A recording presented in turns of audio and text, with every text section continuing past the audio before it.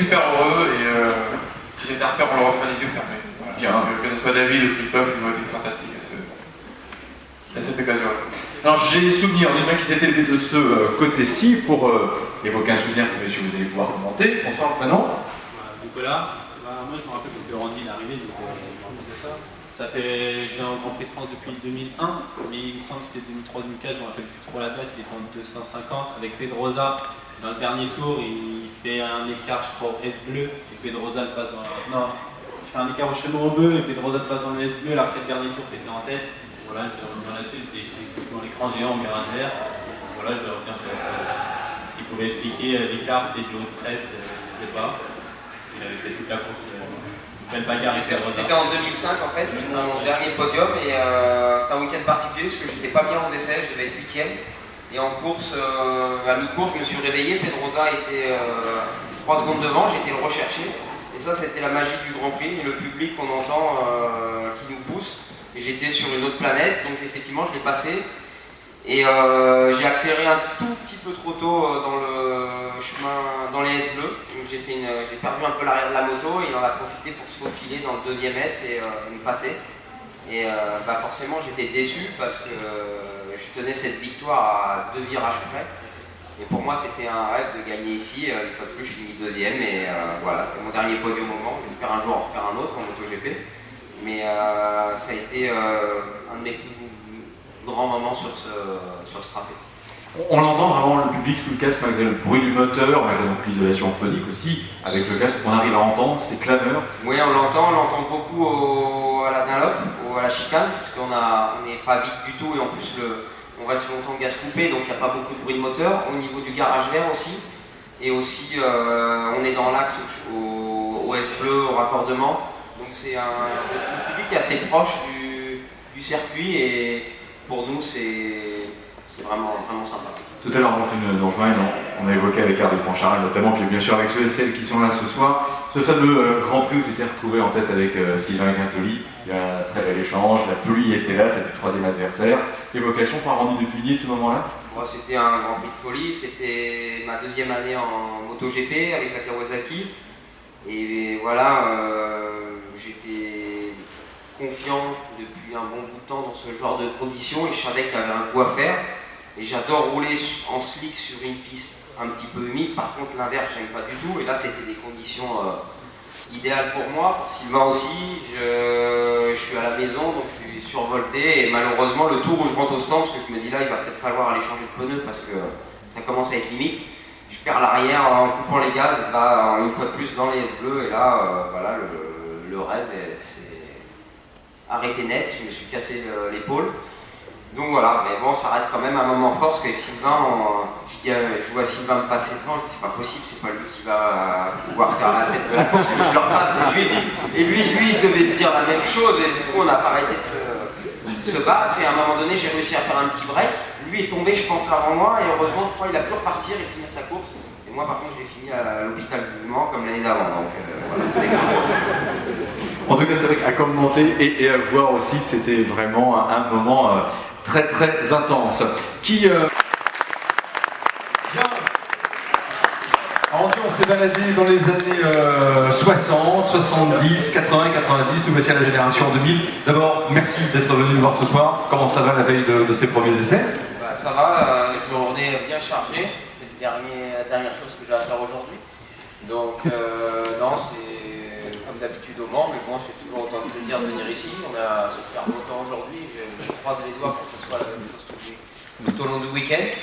Et puis voilà, pour moi, ce Grand Prix est important pour plusieurs choses. Déjà, c'est le Mans et aussi puisque mon début de saison n'a pas été à la hauteur de mes attentes et j'aimerais bien vraiment faire un bon Grand Prix ce week-end. Voilà, ça c'est, mesdames et messieurs, une mission qui vous est évidemment confiée pour ça. En tout cas, on est vraiment ce soir dans la boîte à souvenirs. Ton premier Grand Prix, j'imagine, en spectateur. Ta première venue au Mans, tu te souviens des circonstances dans lesquelles c'était en tant que spectateur? Je me rappelle du Grand Prix de France, ça devait être 96, quelque chose comme ça, ici. Ouais. Après, il y a eu le Castellet où j'ai fait mon premier Grand Prix en 98. Mais je suis venu en... Non, ça devait être même en 94. 94. Je suis venu voir le Grand Prix. Voilà, donc c'était pour moi un rêve, puisque j'avais eu un accès paddock, donc je pouvais voir tous les pilotes, et c'était un grand moment. Qui te faisait rêver à l'époque? Quelques noms comme ça.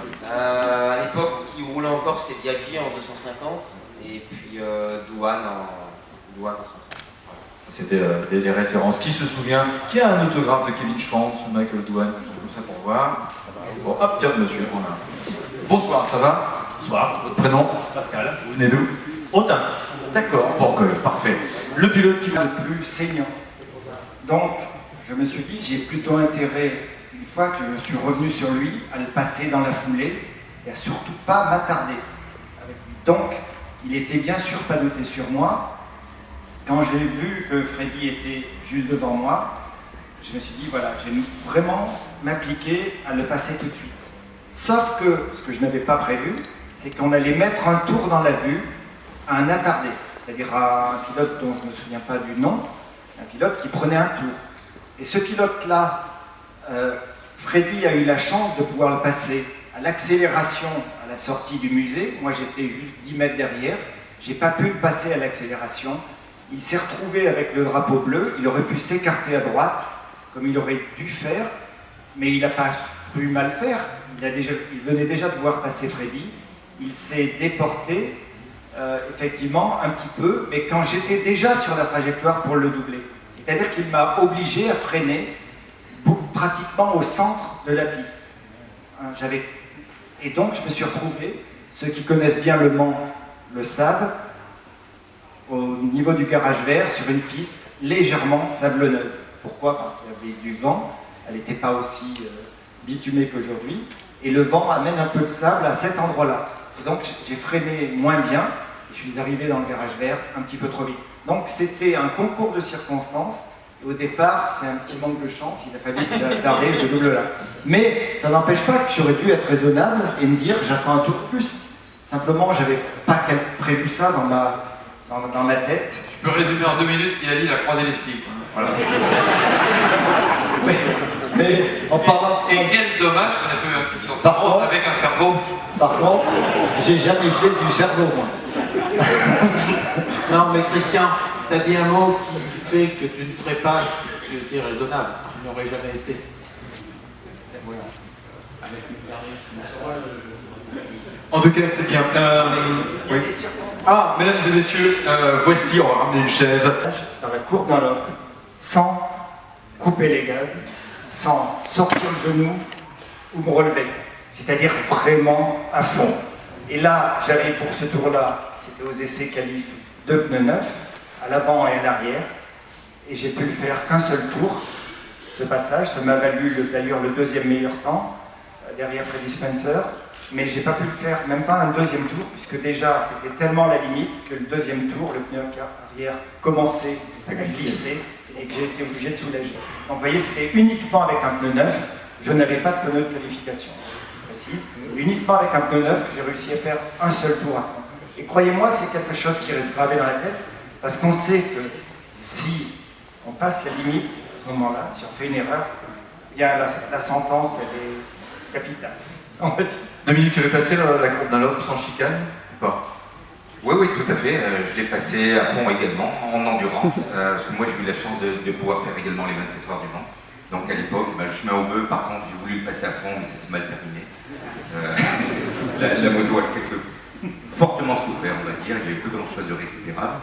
Mais c'est vrai que la courbe d'un lobe, c'était quelque chose de mythique dans le championnat du Mans, parce que c'était un virage très rapide.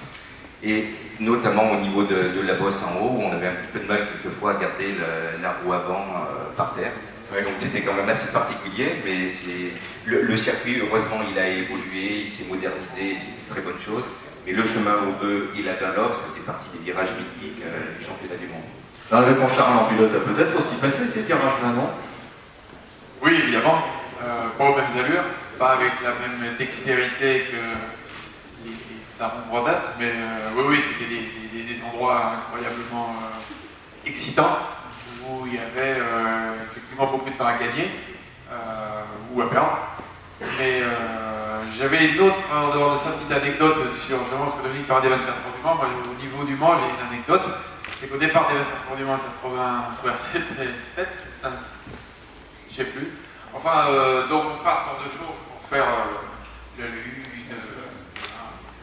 24 heures, et il a jamais fini le tour de chauffe. Pour sa défense, Il dégèle.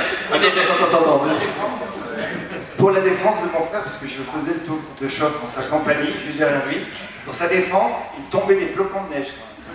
Non, c'est vrai, mais Au départ des Jean-Louis Guillou, donc, qui était le big boss de Honda Racing à l'époque, il a pu partir d'un tour de show en 24 heures, et je me rappelle, le menton et le cou se tendaient au fur et à mesure parce qu'il l'attendait, et j'avais pas arrivé. Et sur Voilà. Bon, par contre, il va peut-être falloir qu'on s'occupe des 2 petits jeunes à côté parce qu'ils s'endorment et ils n'ont pas connu, ils étaient même pas nés. C'est vrai que là vous parlez d'époque qu'on ne connaît pas bien, on a souvent entendu de belles histoires et il y en a encore maintenant, donc ça fait plaisir de voir que des années avant il se passait plein de choses. Alors Louis, Dieu porte de raconter quelque chose. Hervé voulait revenir peut-être sur 85. Oui, je voulais juste dire que 85, c'était une double victoire de Spencer, 350. Moi j'étais là, il descend de moto, il boit une demi-bouteille, il embrasse sa fiancée qui était la plus belle femme que j'ai vue de ma vie, qui était Miss Univers, il remonte sur la 500 et il gagne. C'est le plus beau Grand Prix de ma vie. Qui était là pour assister à ça? Ah, bravo. Et il a gagné parce que Christian est tombé. Alexis, tu as regardé de temps en temps les images d'archives comme ça, tu regardes un petit peu ces photos des années 60, 70, 80, je sais pas, 90. Non, si, j'ai revu des images. À un moment, à la télé, il l'a repassé, donc j'ai aimé regarder cette image en noir et blanc. Ça devait être noir et blanc.